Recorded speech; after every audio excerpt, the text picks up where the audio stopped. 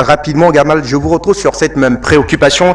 Voilà, on a donc une véritable montée des tensions et même de la colère du point de vue des travailleurs du côté de la France. Tout est allé donc crescendo jusqu'au lendemain du discours effectivement de la nation du président français Emmanuel Macron, discours dans lequel eh bien beaucoup de Français ne semblent pas se retrouver. Beaucoup lui reprochent d'ailleurs une position assez radicale au mépris des manifestants qui battent quand même le pavé depuis un bon moment et qui demandent à ce gouvernement-là de pouvoir avoir une oreille assez attentive sur cette revendication sociétale qui est quand même assez intéressante. Quelle lecture faites-vous davantage du climat qui prévoit actuellement du côté de la France? Simplement, c'est un climat qui est quasiment pré-insurrectionnel parce que il y a plusieurs éléments qui ont conduit à cela. D'ailleurs, c'est une lecture assez libérale de M. Macron sur la question économique. Et une sorte d'obsession par rapport à cette fameuse réforme des retraites qui avait commencé déjà sous Juppé, il y a plus de 25 ans maintenant, qui est une obsession sur les comptes de l'État qui sont tous déficitaires, sauf ce compte-ci, mais dont on prévoit qu'ils seraient peut-être déficitaires en 2030. J'y dis bien peut-être, parce que l'évolution de la population et du travail sur cette année n'est pas forcément évidente ni constante. Et c'est surtout une façon de lire le rapport de classe, les rapports de force sociétaux, extrêmement hasardeuse. Monsieur Macron a une majorité relative, non pas absolue à l'Assemblée, ce qui lui autorise donc pas à faire passer son texte de loi en première lecture à l'Assemblée ni en seconde lecture. Il ne pouvait pas obtenir la majorité totale des votants en faveur de ce texte, bien qu'il ait composé avec la droite, mais ça n'a pas fonctionné. Et il a donc fait un passage qu'on appelait un passage en force, en passant par un article que là, je conteste effectivement. Là, pour le coup, je suis pas vraiment d'accord avec Jimmy, qui est un texte de loi extrêmement tendancieux à la limite de la dictature.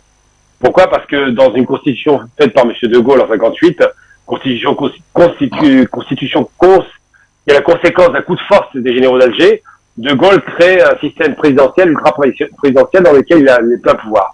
Et pour éviter ce qu'il appelait la chienlit à l'Assemblée nationale, donc pour éviter la pagaille parlementaire, des systèmes parlementaires qui n'étaient pas très stables, lui, l'homme de l'armée, l'homme de l'autorité, a choisi un système de verrouillage en sa faveur, le 49-3. Donc c'est une façon de forcer la décision d'une Assemblée lorsqu'elle n'a pas la majorité. Et Macron l'a très bien compris. Aujourd'hui, à l'Assemblée nationale, il n'a pas la majorité. Il se dit, bon, bah, si j'obtiens pas un gain de cause en passant par le vote des représentants du peuple, puisque l'Assemblée nationale est un représentant du peuple, 577 députés, eh bien, je passe en force avec le 49-3. Sauf que De Gaulle n'a pas fait un 49-3 contre le peuple, c'est là où il y a une nuance qu'il faut apporter. Il a toujours eu quand même une qualité, c'est que lorsqu'il consultait le peuple, et il l'a fait par 2 fois, par voie de référendum, eh bien, il écoutait la voix du peuple. Là, en l'occurrence, Macron est passé en force non seulement face aux députés de l'Assemblée, c'est vrai, mais surtout face à une population qui à 70%, voire 80%, est opposée à cette réforme des retraites, qui est mal amenée, qui arrive trop tôt, en vérité, qui n'était pas ultra nécessaire, on avait du temps devant nous, et qui ne justifiait en aucun cas de ce mépris de classe qu'il a affiché lorsqu'il a parlé d'un côté de la foule, qui n'est pas qui ne représente pas la France, selon lui, et de l'autre côté du peuple, représenté par les députés. Non, le peuple ne représente pas toujours les députés ne représentent pas toujours le peuple, simplement parce que parfois les députés, ils ont quand même, c'est une question aussi de position, une question de rapport politique, de rapport de parti, en l'occurrence le parti Macron, ils ne sont pas tous d'accord avec cette réforme, mais ils ont tous voté comme un seul homme en faveur de la réforme. Le peuple peut être déconnecté de ses représentants si les représentants, au bout d'un moment, considèrent qu'ils ont des intérêts personnels à défendre et non pas les intérêts de la nation.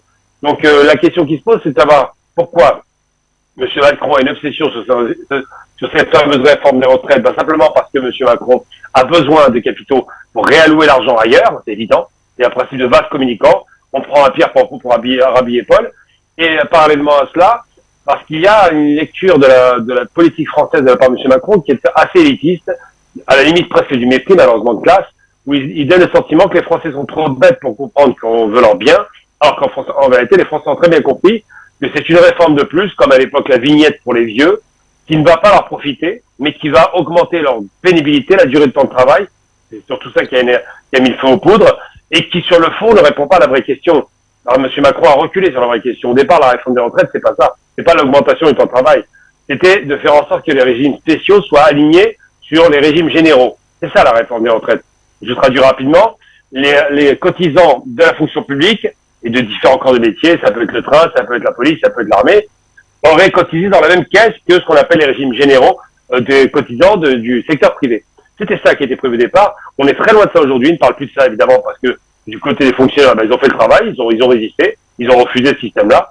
Donc il a reculé là-dessus et il a préféré faire peser toute la charge du travail sur effectivement les travailleurs au sens large du terme, public ou privé, mais surtout sur les travailleurs dont la pénibilité dans le travail n'est pas négociée. Je prends l'exemple par exemple sur la fonction publique, tous les travailleurs de terrain, la SNCF, puisqu'on a un représentant ici, mais aussi les travailleurs de terrain social, les acteurs sociaux qu'on connaît, les fonctionnaires d'État qui travaillent, mettons, dans la petite enfance, dans l'administration des écoles.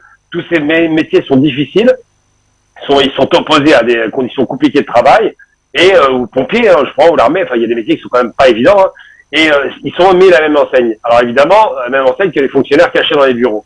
C'est quand même deux choses différentes, et je pense que on aurait dû faire reposer le poids de cette réforme, s'il avait fallu le faire, sur les métiers entre guillemets planqués. Quand on est dans le secteur tertiaire, on ne se tue pas au travail, on le sait très bien.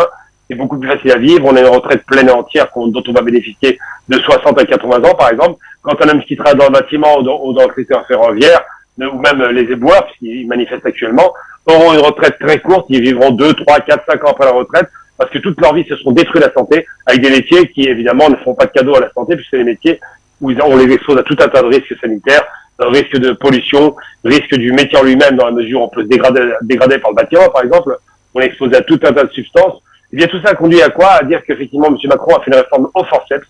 Il a voulu la faire passer de force, en ne tenant pas du tout compte de l'avis de la population qui est à 70% opposée, et en disant que finalement, le peuple, c'est lui, tout seul, dans son coin. Donc c'est ce qui pose problème, et c'est ce qui fait qu'effectivement, aujourd'hui, ça se passe très très mal.